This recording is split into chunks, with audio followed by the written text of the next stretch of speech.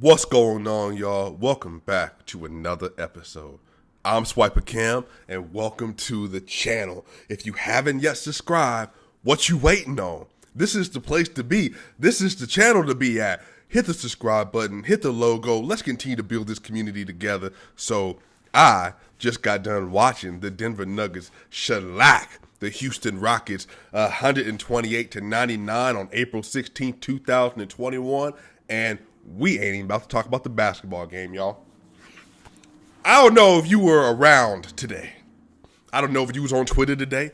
I don't know if you listened to any podcasts today. I don't know if you followed any basketball on YouTube today from ESPN. But if you didn't, this is the best place to be, because now you can catch up on more relevant information about Nikola Jokic and the slander on that man's name. So I just got something to say. If you in Serbia right now, put some extra milk in your coffee. Just put some extra milk in your coffee. If you are about to eat some toast or a croissant or whatever else you would like, put some extra butter on it. I want you really to enjoy the episode that you are about to watch. And if you in America, hey man, grab some coffee. If you're watching this tonight, the night of the game, grab some coffee because you're going to need it. You're going to need it. Get some popcorn. Matter of fact, get the nachos. Go get some queso. Go get some chips and queso. Do something because you're going to need to settle in because we have to talk. Have you seen the slander on Nikola Jokic's name today? Oh, first of all, the Nuggets just won. Jokic in 27 minutes had 29 points, 16 rebounds, 7 assists on 10 of 12 shooting, 1-1 from the three-point line, had 8 and 9 from the free throw line, and, played a decent game. Joel Embiid, though, they played against the Clippers without Kawhi Leonard, the same team the same team the Nuggets just beat, even though Kawhi played in that game. And you know what? He had, I think it was 36 points, 14 rebounds or something like that on 10 of 20 shooting, but he had 16 of 18 from the free throw line. Oh, so dominant. So Skip Bayless, oh man, this is the MVP frontrunner by a mile. Wow, and it's not close. I'm over here like, wow, like that's news to me. Because the straw poll just came out from ESPN. I don't know if you've seen it. If you've seen it, great. If not, hey, settle in. Brian Windhorst has a podcast called The Hoop Collective. So him and two other gentlemen, they talked about the straw poll that ESPN just dropped, in which 101 writers from across America, 101 writers across the globe, they all voted for who they would take first, second, and third for MVP. They all gave their top 5 people for MVP. Nikola Jokic went away with 90 first-place votes, and the second best first-place votes getter was Joel Embiid with only 5. It was 90-5, and Brian lost his mind. Now, in his mind, for the 28 minutes he was talking about this, he wasn't saying that Jokic doesn't deserve the MVP. Apparently, no. Even though he slandered his name by saying Jokic only played one side of the ball, which if you follow me on Twitter, if you follow Adam Mars, if you follow D. Lineco, if you follow Brendan Vogt, if you follow Ryan Blackburn, you follow Harrison Wynn, you follow Superstar Dev, you follow Joel Rush. I mean, you follow a bunch of people. We will tell you, no. Jokic plays defense. Matter of fact, he's top 10 in defensive box plus minus and defensive win share, and he's also top 10 in steals per game. Oh, but no, he doesn't play defense. So we're like, okay, common narrative, right?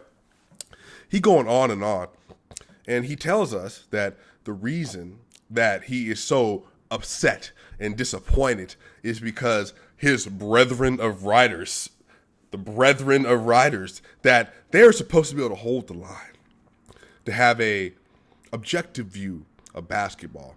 But they're too concerned with the fact that Joel Embiid and LeBron James, who were all tied with Jokic in February in the same straw poll, that they have fallen so far out of the race that now Nikola Jokic is all by himself. And in his mind, that's because injuries shouldn't make a difference. And I'm sitting here like, well, I did the math. Joel Embiid, if he plays every game the rest of the season, Nikola Jokic will still not only have 18 more games played than him, but if Jokic sat out every game for the rest of the season, Jokic would still have more games played than Joel Embiid during the 2020-2021 season. So, and then on top of that, Joel Embiid was out 18 games, and that's going to be 25% of the season. 1/4 of the season, and that's if he doesn't miss anymore. Here is Nikola Jokic has played every single game. Every single game Jokic has played. The Denver Nuggets are 36-20. I mean, they played 56 games. Jokic has played 56 games. Not only that, Jokic has played over 75% of the available minutes for the Denver Nuggets. So I'm listening to this podcast, and I'm just floored. First off, the two other individuals that were on the podcast, they all defended Jokic today because they voted for Jokic as well. But the thing that they couldn't get around to Brian was Brian didn't want to consider the fact that there was such a thing as availability. Availability has always mattered. Go Matt Moore, HP basketball. Availability has always been tied in to how you weigh MVP voting. LeBron James himself has always said availability is what the best trade is. That's why LeBron historically is where he is right now, because he's been the most available superstar we've ever had. So LeBron James is going almost on 20 years in the NBA. He's been hurt twice. He's 36 years old. So all of a sudden, though, now we're not celebrating availability because Jokic has been available. He played over 90+% of the games his whole career. But now we're having this common theme with Joel Embiid. He came into the league hurt. He was hurt, missed the whole first year. Second year, he played like 31 games because he was hurt. And then he was hurt every preceding year after that. He's always has nicks and bruises or just injuries that he's had. Whereas Jokic has just played. So this is not a new thing. If you knew the 2014 draft, the conversation has always been, who would you take first ever since they both been All-Stars, Jokic or Embiid? Well, of course you're going to take Jokic for many people because they say he's available. Some people like that Embiid offers both offense and defense. But here's the thing. And sorry, y'all, I can't yell right now because I have pollen and all this other stuff, so I'm trying. Y'all, I was so upset because even the jump, Rachel Nichols, Ramona Shelburne, Richard Jefferson, even they were just slandering Jokic. And again, people don't think they're slandering because they think, oh, Jokic only plays one side of the court. Joel Embiid has been the most dominant player on a minute-by-minute basis. I didn't know it was a minute-by-minute basis MVP award because I've never considered it that. I didn't realize that when Michael Jordan was playing that, you know what, somebody might have been more dominant minute per minute, even though he played 82 games like 9-10 times in his career. I never considered it. Kobe Bryant basically played every game. I never realized that somebody else should be considered because, you know, hey, are they more dominant are they more efficient minute by minute? I don't know. I've never considered that. So I'm watching people go up and down, reasons and excuses why Joel Embiid deserves the award. LeBron James deserves James Harden. Oh, we need to put Chris Paul in there. And I'm sitting here like, y'all, I've said it on Twitter. I've said it on here. I'm going to say it again. The reason people don't like Nikola Jokic is because he is a foreigner. He's Serbian. He's white or Anglo. He's slow. He's a center. And he doesn't speak great English all the time. And he doesn't market himself. He doesn't have a social media presence. He doesn't banter back and forth with players. He doesn't campaign for himself on social media. Joel Embiid was on Zach Lowe's podcast, and he sat down with Stephen A. Smith and gave reasons why he should be MVP. When Jokic was asked about this like last week, he said, you know what, I'd rather have a championship. Give me the NBA Finals. I appreciate that people support my game, but I need a finals. That's what I'm in it for. But he never talks about it. But here's the thing, man.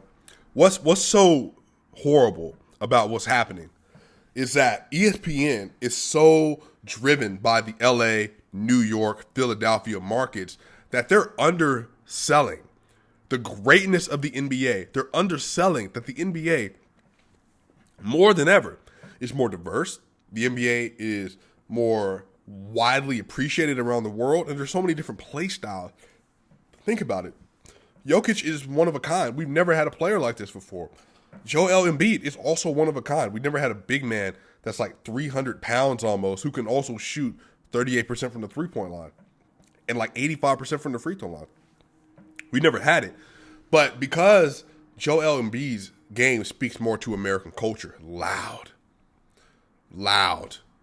arrogant, ego, talks about himself, dominance, dunking, banging, joking, social media, all that stuff speaks to like what just regular American basketball watchers, like what they appreciate. Now, this isn't everyone, obviously, but I think this is a general culture.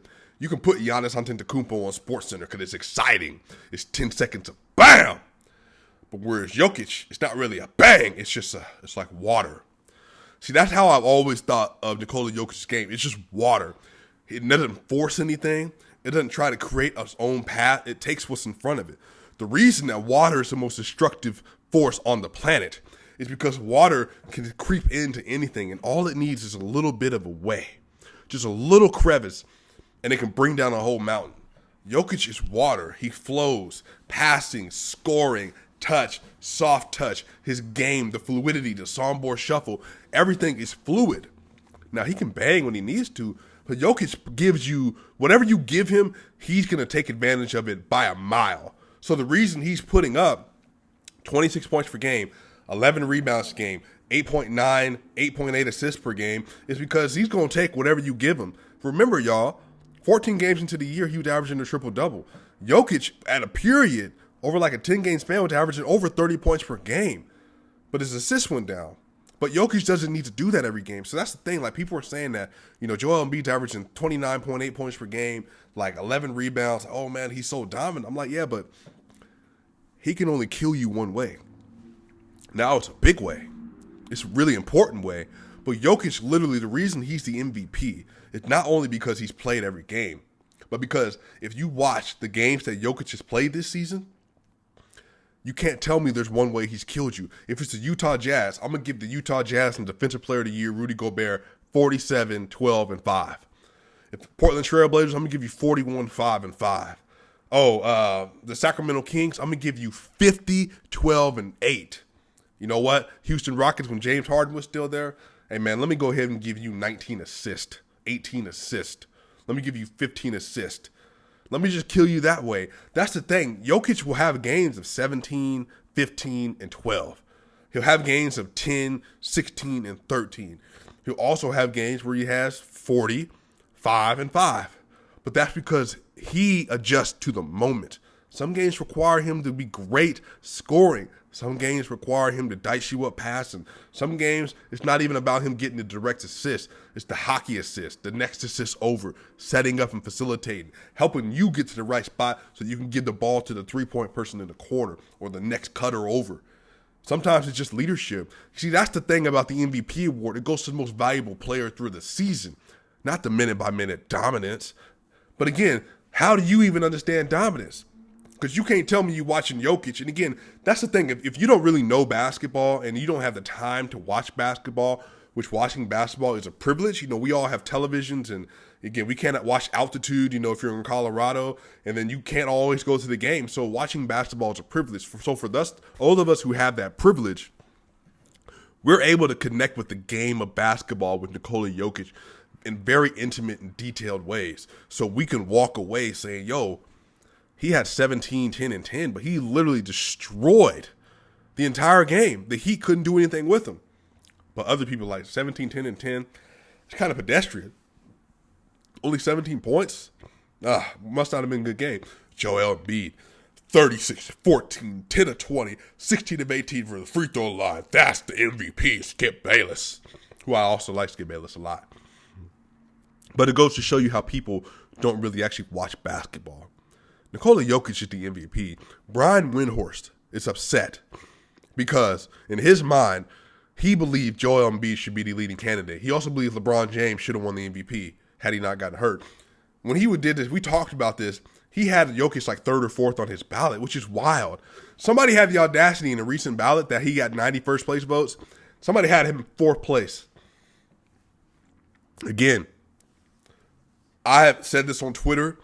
The reason that people are so upset and it's so difficult to reconcile Rachel Nichols, Ramona Shelburne, Richard Jefferson, and others, it's because Jokic doesn't fit their preferred play style.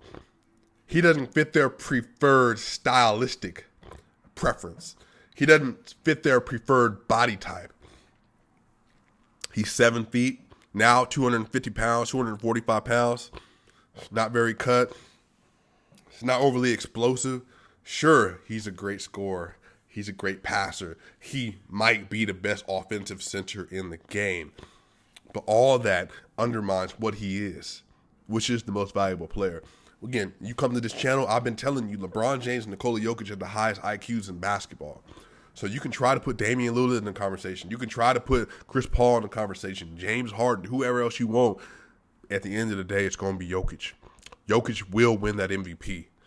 Ryan Windhorst, I know that you got your career riding the coattails of LeBron James from high school till now. I know that you got a massive platform on ESPN. But again, y'all, a part of the reason I even started this channel is because I was tired of hearing either non-athletes talk about sports. Again, not just non-athletes, but athletes who know the game.